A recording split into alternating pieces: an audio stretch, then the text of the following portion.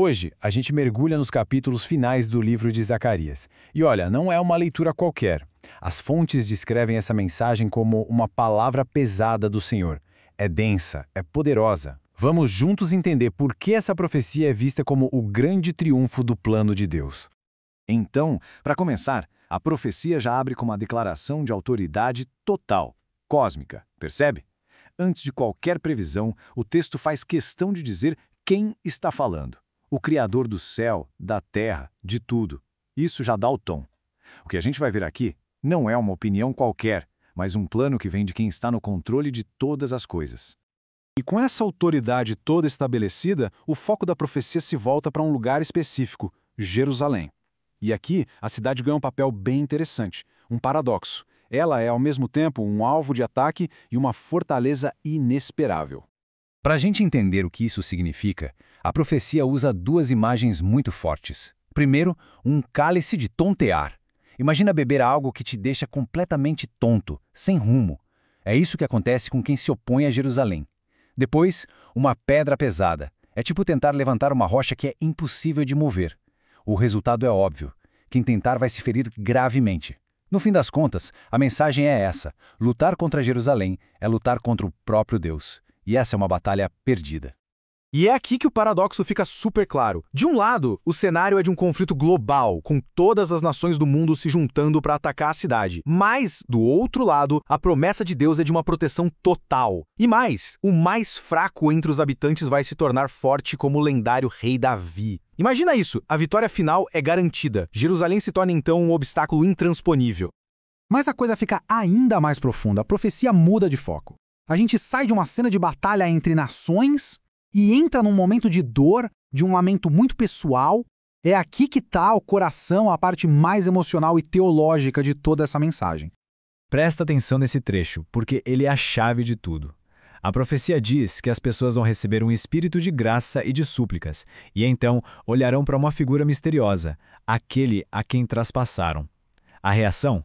Um choro profundo, uma dor comparada à de perder um filho único.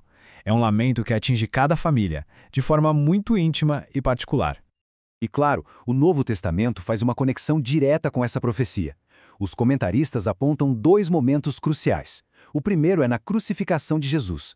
O apóstolo João cita exatamente essa passagem, quando um soldado perfura o lado de Cristo na cruz. E a segunda conexão aponta para o futuro, para a segunda vinda, quando o livro de Apocalipse diz que todo olho verá, até quantos o traspassaram. Saindo dessa figura traspassada, a gente encontra outra imagem muito forte, a do pastor.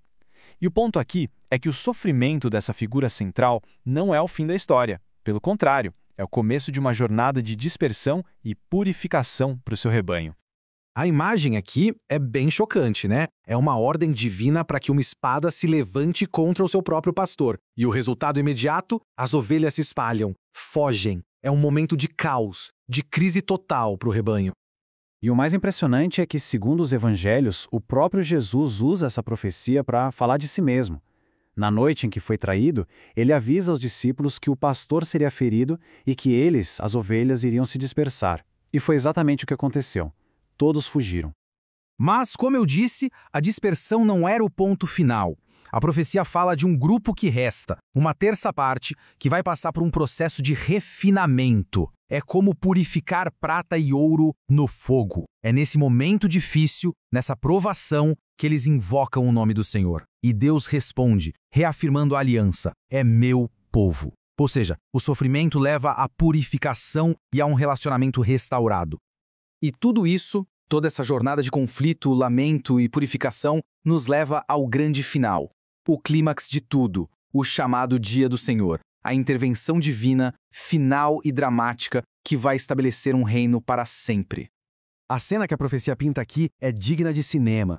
Começa com aquele cenário que a gente já viu, o mundo todo contra Jerusalém, mas quando tudo parece perdido, Deus entra em cena. A profecia diz que seus pés tocarão o Monte das Oliveiras, e o monte vai se partir ao meio. É um evento geológico, cósmico, que acaba com a guerra e dá início a uma nova era.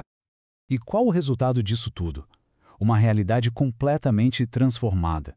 O Senhor se torna o único rei sobre a terra inteira. Jerusalém finalmente vive em paz, em segurança. As nações que sobrevivem à batalha passam a adorar a Deus. Mas o mais incrível, talvez, seja que a santidade se espalha por tudo. Não fica mais restrita ao templo. Até as coisas mais comuns do dia a dia, como as sinetas dos cavalos ou as panelas, terão a inscrição Santo ao Senhor. Pensa que loucura!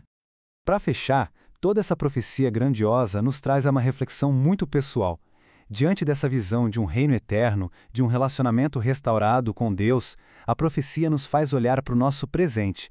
E a pergunta que fica no ar é: como alguém pode desejar a eternidade ao lado de Cristo se não consegue ter tempo para Ele hoje?